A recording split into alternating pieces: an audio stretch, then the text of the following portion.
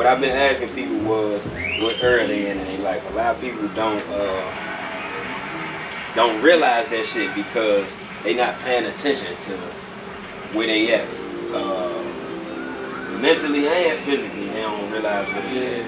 So where you think you at, like in your life, like with helping people with what you do, like what you do on your regular basis, like where you at?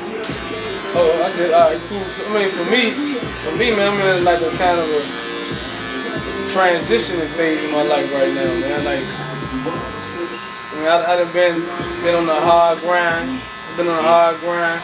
I've been on the, at the point when I ain't had no money at all. To a point that I had a lot of money. To a point that I lost a lot of money, then got it back.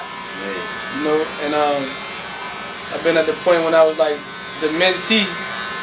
And then a mentor, and then I'm trying to transition to something else again, to be a mentee again. I'm trying to, damn, that shit ain't in my mouth. Get that back. Say it again. So you try to get that back. Yeah, nah, exactly. You know what I'm saying? The head went in my mouth. No, so we're gonna be constantly learning in our life, man. We gotta always embrace learning in our life. And for a couple of years now, I've been like the guy that everybody go to ask advice, right? All the time people ask for advice. I get all different levels of people, man. I go around, even high level guys, they still eventually start asking you for advice.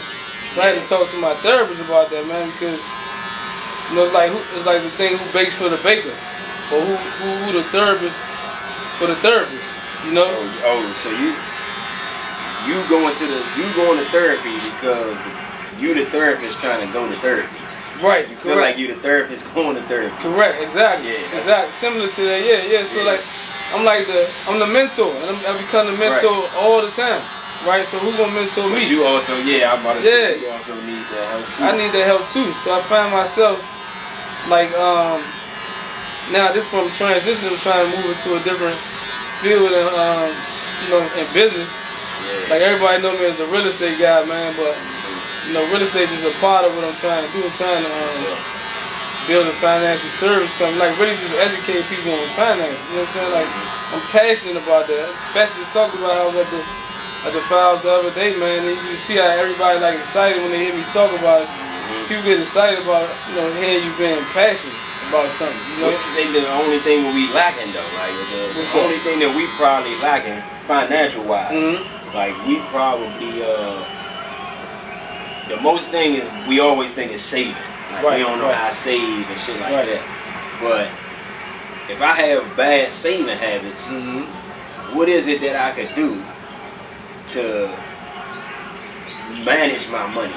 Not even like I ain't trying to save a bunch of money. I just want to be able to manage my shit so I can feel like I at least got some money to do what I need to do on a week. Right.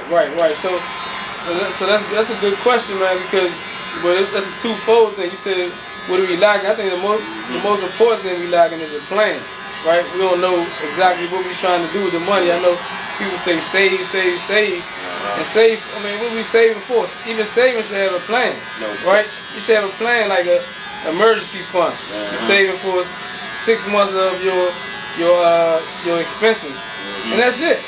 The next thing, 6 months of your expenses. They say 3 to 6 months. Some people say a year, but I'm just gonna go with the average and say 6 months, right? 6 months of your expenses. Especially if you got a job like you got, 6 months is more than enough because you got all the leave. You can get like trades. I'm just saying, something happened to you, you can still you good. 6 months is probably more than enough for somebody with a stable job like you. You know what I'm saying? But your saving is one thing, but the rest of the money you should be investing. You know what I'm saying? Like investment is going to always help you grow. So like for example, if you buy a property, let's not even stick with property.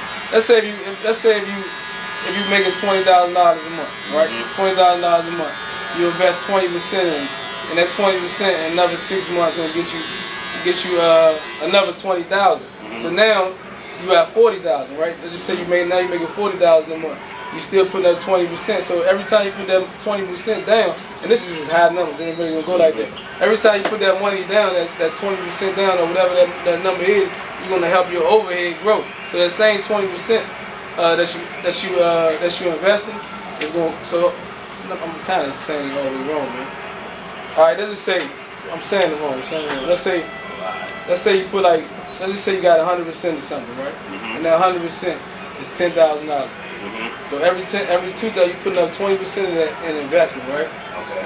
So that's $2,000. And if you know your ROI, and let's just say it's gonna be 100% return, right? So now you invest $2,000. That $2,000 now will turn into $4,000 that you're getting back. You get what I'm saying? Yeah. So now the next time, now that $10,000 has grown, there's 100% return. And that $10,000 has grown to $20,000. Yeah. And that 20% now is $4,000. Then you reinvest that $4,000. Now that 20% will be $8,000. But now what you growing now is. So technically, technically what you saying, you know how normally motherfuckers think 1 + 1 = 2. It ain't. It ain't that. It's 1 + 1 is 10. Right. For real. Like you invest 1, it should double, and it's supposed to double. You're not investing nothing that ain't gonna double for you anyway. Right. That 1 + 1 is gonna equals 10. Right. It ain't 1 + 1 = 2. Right. 2 + 1 is 3. It's not that. It's 1 + 1 is 2. 2 + 2 is 10. Right. It's gonna keep going up. Exactly. Keep going up. Exactly. So I was just giving you like 100% numbers just so you could just understand it, but you really ain't gonna get no 100% investment like that. But I'm just saying, so you just gotta understand. A lot of time investment be like 6%, but you gotta understand that 6% gonna grow. So if we talking about 6% of 2,000, you talking about now that's $1,200. That's $120. So now that 20% now is $120. That 10,000, 6% of the 10,000 is what? $600. So now that 10,000 you're making every month is now 10,600. You get what I'm saying? So that's how you gotta look at it. Keep reinvesting so your income that you bring in that can grow, but your investment can stay the same. And then if you want to increase the investment, then you increase the investment, and then your income increase as well. You know what I'm saying? So people gotta start looking at it like that instead of looking at money as a way to spend. They need to look at it as a way to invest. Yeah. But like when I've been going to the files recently though, cause I was telling everybody what I did when I left the file department. What I did was the first thing I did, because I made in my mind that I'm about to leave the job. First thing I did, I said, let me understand how much I'm making a month. And at that time I was making like base salary. I'm talking about base salary. I was making like 30. No overtime. No overtime, nothing. So it was $3,300, right? And I said, how much is my expense? $33 a month. 33. It was like $1,700 a check, right? So $3,400. Yeah. So $1,700 a check, right? And then I'm like, how much my expenses? At the time, my expenses was like $5,000.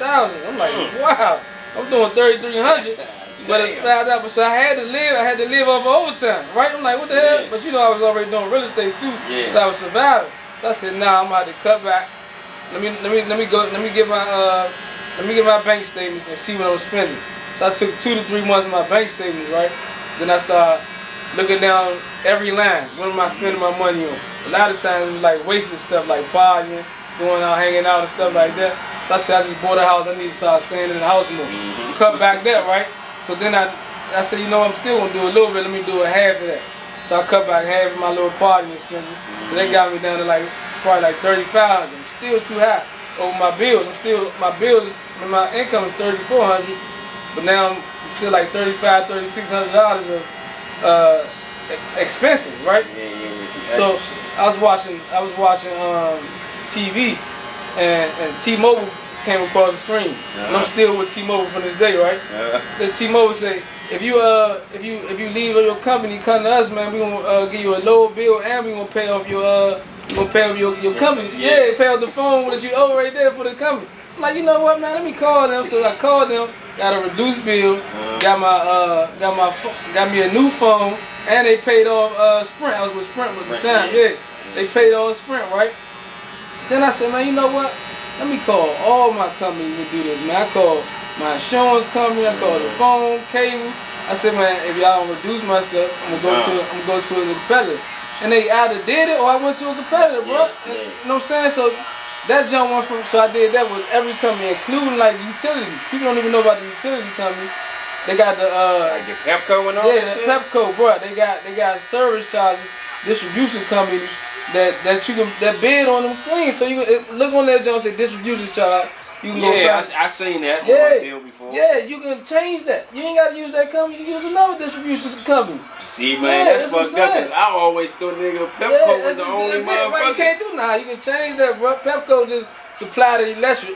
They need somebody to distribute it. So they got to distribute it. Oh, man. See? Yeah, so you that's break that. Shit. Yeah, so that's the shit right so I did that, so now I went from, like I said, I was like 3,500. Then my bills was like 2,200 after that. I was like, damn, I reduced my bills like that. So now I'm like, I'm good. So peep that. Then I bought me 2 other houses. Right at the time, I had one house and I bought 2 other houses. And I was making $2,000 off that income. So now that's $4,000 on top of my $3,300 that I'm making. Now my bills ain't number $2,200. I'm like, bro, I'm about to leave this job, right? I'm literally about to do this. You know what I'm saying? That's what I'm thinking. So by the time I left, I bought 5 houses and I was making $2,000 each. So then it's like $10,000, which covered my $3,300 that I'm about to leave the fire department with. And you know, and my bill's still at $2,200 a month. You know what I'm saying? So I'm like real low. Now I can go. That's what happened to me. So, but what I'm saying is, and I ain't gonna go all the way deep into that story. What I'm trying to say is that you gotta have a plan, and that's what I did. I had a plan. I'm trying to leave this job, so I need to understand what I'm looking for, how I'm gonna leave, how much money I need to leave. So I said, damn, all right. I need X amount of money to leave. Now I need to reduce my debt. And I reduced my debt. And now I reduced my debt. Now I need to invest. So I can make sure I got money coming in every month. And that's like the basic plan that people should be doing anyway, you know? And that's, bro. Yeah, you definitely just told me something. I swear, nigga, all of this time I thought, you know what I'm saying? I thought Pepco and them was the only electric company we had here. No, so you only use Pepco, but they got this distribution company you can change. Okay. Within Pepco. Yeah, they like contracted with Pepco. Right. Yeah. Okay. Yeah. Alright, that makes sense. Yeah. That makes sense. Yeah, see? Damn. So I went through all I remember when you fucking told me, I'm gone. Man. 30, 24 hours. Nigga, I miss out on selling houses. I miss out on so all much, this bro. shit. I can't do nothing. And I was paying $500, man. Told having people work for me. So now I said, I can't do this, man. I got to go. I got to go, man. You know, I love the job. I used to love the job, man. But I had to make a decision. You know what I'm saying? Like, am I going? And then so here the other thing is I got my 1099 for my real estate company, and that joint said 180 something. And I'm like, damn. I started talking to Chief Graham, like, Chief, like, man, how much you make? Like 147? He's like, man, I killed myself. Can't I make 154 or something like that? He said, that's my base. He said, but yeah, I got the overtime, probably about 200,000. I'm like, damn. I'm like, okay. I said, but you know how many years you got? I got 30. I'm like, I got 10 of them. I'm like, nigga, I'm about to wait another 20 years when I just made more than you. You know what I'm saying? More than your base. You know what I'm saying? So like, that's what really made me leave, bro. Like I said, I'm not waiting another 20 years just to get what the Chief making. And then Joe was like, man, why you leaving? You know you got this job, got the benefits, and the job do got benefits, man. But the truth is, a lot of people ain't know what the benefits was, man. They ain't know the benefits. I'm like, what's the benefit? They like, I don't know. Yeah, they ain't know they paying for some of that stuff. And when I left, man, I was still making. So like the health insurance, pretty much the same health insurance package that when I left, it was just $20 more. So like that's that fear we be talking about. You know what I'm saying? They just be scared of a lot of stuff that they stick themselves into a position that they can't get out of because they scared to move forward or they scared to cancel it and be like, man, fuck it. I'm gonna go ahead and do something else. Even though this junk, I'm comfortable right now and I'm in my zone and I don't really want nothing else to change from where I'm at. I'm so scared that I ain't even willing to do nothing else. And that's where I think we get stuck because we get scared and because we don't know. So like the same thing like what you were saying, how we don't know that we could switch carriers and do all of this other switch around shit. We so scared, we like fuck all that. You know? Like, but that fear is what get us every time, dog. Yeah. That shit gonna have us stuck in a place we don't want to be in.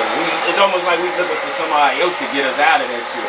Yeah, for sure. Ain't nobody gonna get you out that shit. You gotta get yourself out of that motherfucker. I like how you said that. You saying that fear, you gonna have to be scared and stay comfortable, scared and go forward. Yeah, right? yeah. I think that's an excellent thing, man. Yeah, man. Well, I learned though. Either way you go. Either you way, go forward, you go backwards. Exactly. You're gonna be scared either way. Yeah, you right about that. Because you don't know what's back that way, and you don't know what's that way. Right. But so you which play way you yeah, you right. Play your. But if you go backwards though, if you go backwards, it's two factors. Yeah. You think you know what's back there because you came back there from you already done been back there. But it could be something totally different. Nigga. You think you know this what that is, but if you go forward, nigga, you only got one factor this way. Right, exactly. It's something new. Yeah. It's either gonna go either way. Right. But all I'm hopeful is it go one way. So fear is actually a good thing, Snap. To be honest with you. Yeah. Yeah, I mean, embrace that shit. Embrace it, man. It's change, man. It's change, man. And that's why I be saying like you cross the bridge and burn it behind you, man. Don't give yourself another option, man. Just go over there and just execute, man. You know what I'm saying? Yeah. Like, in order to change, you gotta go through some type of pain anyway, right? The only way we are excited about these sunny days is because we go through these rough, rainy days, man. So the next day when it's sunny outside, we're like, I feel good outside because we know how bad these gloomy days is. You know what I'm saying?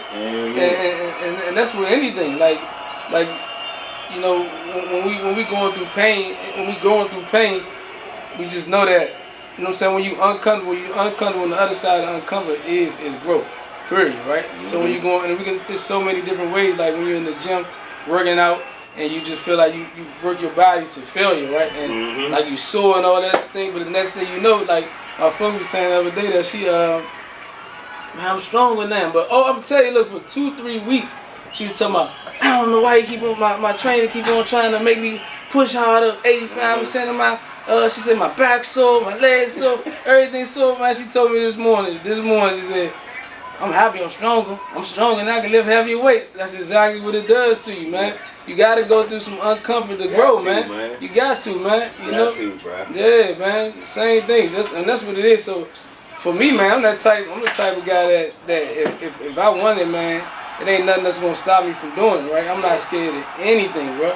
Anything when it comes to like, man, like the truth is, and a lot of people that hate to see it, the worst thing gonna happen to me is I'm gonna die. Guess what? Guess what's gonna be the worst thing that's gonna happen to everybody in this world? Yeah. You gonna die, right? So what am I scared of? We all gonna do it, man. Nigga, that's the only thing that's guaranteed. Yeah, exactly. For everybody. Exactly, it's guaranteed. So what am I scared of not taking the chance for? The worst thing gonna happen is something's gonna happen to me anyway. You get what I'm saying? Exactly. So Jay-Z was talking about Kanye West, man. He was like, as Jay-Z, man, what you think about Kanye West? This is one of his old albums. He's like, he came out with that album, I think it was 808 Heartbreak. He's like, he came out with that album, he's like, you know, that's different. Most rappers ain't come out there like that. Jay-Z said, man, Kanye West is like he the guy that's gonna just take the leap before anybody. He said, he the type, we cowboys, and we pull up to this hill, and we want to go on the other side of the hill, and we like plotting and strategizing like how we gonna get over the side of the hill, and while we doing it, we see Kanye West running over top of the hill, he's running, and head first down on the other side. He said, we over there, one of them, they got guns and all that type of stuff. Kanye West come back over there bloody with knives all up in him. Like, yeah, they got guns and everything over there, you know what I'm saying? But at least somebody, now you push the conversation, now you ready, you know what I'm saying? Tell me exactly what you was scared of, nigga. I'm about to tell you exactly what's over here, nigga. Fuck all this wasted time. Exactly, man, exactly. I'm gonna tell you exactly what's going on, nigga. Yeah. Kanye's a genius. He said, worst part about Kanye, he's being a genius, is that he know he's a genius. So he said, so you really can't tell him shit. Yeah, he say crazy shit. He ain't worried about pushing the envelope though, man. You know? And that's what create change, man. You know, that if you ain't challenging what everybody else believe in, man, there ain't gonna be no change, man. You know? You gotta do that. You gotta do that. only way you gonna find something different or something different gonna come. That's how rules get made, man. Yeah. You know what I'm saying? Yeah. You challenge this. You know that's how policies get put in place, man. You know? So I ain't never opposed to a person opposing, as long as you making a good, right sense, man. Or like, like from we was just talking about my man Dirk who died, right? Yeah. And a lot of people didn't like him because that's what he did all the time, argue, man. But he always, but he was making sense. You had to prove him right. You had to like, you know what I'm saying? Because he gonna argue it down until you right, until you prove him right.